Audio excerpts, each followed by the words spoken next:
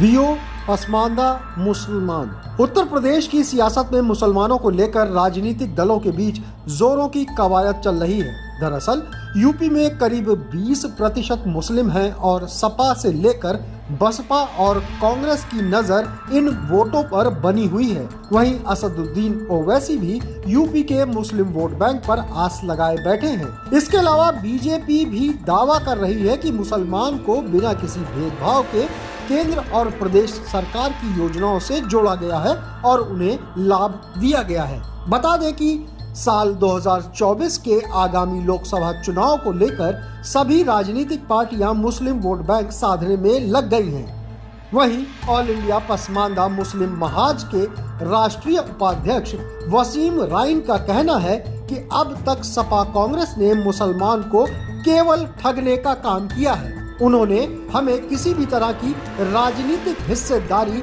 नहीं दी है, लेकिन बीजेपी सरकार से हम मुसलमानों को बड़ी उम्मीदें हैं। उन्होंने कहा कि बीजेपी सरकार ने पसमानदा मुसलमान का ध्यान रखते हुए कुछ लोगों को अपने संगठन में शामिल भी किया है, लेकिन पूरी हिस्सेदारी नहीं दी। ऐसे में पसमानदा समाज ने खुले शब्दों में कहा कि अगर भाजपा हमको हिस्सेदारी देती है तो पसमानदा मुस्लिम महाज भारतीय जनता पार्टी के साथ है। लोकसभा चुनाव में पसमानदा समाज अपनी जगह चाहता है। वहीं यूसीसी पर पसमानदा मुस्लिम महाज के महासचिव वकार हवारी ने अपना बयान दिया। उन्होंने कहा कि आर्टिकल 341 के रहते मुसलमानों के साथ जो भेदभाव हो रहा है, उसके रहते हुए यूसीसी की बात करना मुस्लिम समाज के साथ मजाक और बेईमानी है। अमृत विचार के लिए लखनऊ से अंकित यादव की रिपोर्ट। ये जो पीड़ा हम लोगों के अंदर है कि आज़ादी के बाद से जिन पार्टियों ने अपने को सेकुलर कह के पसमानदा मुसलमानों का वोट लिया और हिस्सेदारी के नाम पे जीरो रखा है। हिस्सेदारी देनी हुई तो समाजवादी पार्टी की बात करेंगे तो उन्होंने यादवों को दी, या कांग्रेस है तो उन्होंने अपने लोगों को दिया। और हमेशा आज अगर पसमानदा मुसलमान इन पार्टियों को वोट देना बंद कर दे तो इन पार्टियों का वजूद खत्म हो जाएगा।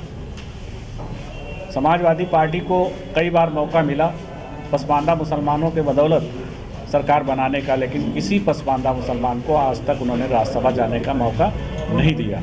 अपने संगठनों में उन्होंने जगह नहीं दी। यही हाल कांग्रेस का है। अगर 1992 के बाद से आप देख लीजिए तो कांग्रेस पार्टी ने किसी पसमानदा मुसलमान को राज्यसभा जाने का मौका नहीं दिया, या उनके संगठनों में वही हाल है। इस तरह से हमारा इस्तेमाल करते चले रहे। कांग्रेस ने ही सच्चर कमेटी का गठन किया। सच्चर कमेटी की रिपोर्ट है कि पसमानदा मुसलमानों की हालत दलित से बदतर है। हमको दलित से बदतर भी बना दिया। आर्टिकल 341 पर पाबंदी धार्मिक लगाकर मुसलमान और ईसाई को बाहर कर दिया।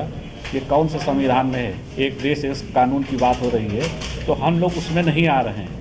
आज जो सुरक्षित सीटें हैं उस पर दलित मुसलमान चुनाव नहीं लड़ पा रहा है। तो जो इस तरह की नाइंसाफ़ी हो, इन्हीं सेकुलर पार्टियों के द्वारा जिस पार्टी को कम्युनल पार्टी और नफरत पार्टी भारतीय जनता पार्टी को घोषित किया गया था, उस पार्टी ने राज्यसभा भी जाने का मौका पसमानदा मुसलमान को दिया है। बहुत पहले हम लोगों ने एक स्टैंड लिया था कि यूसीसी के नाम पे हिंदू कोड बिल नहीं चाहिए।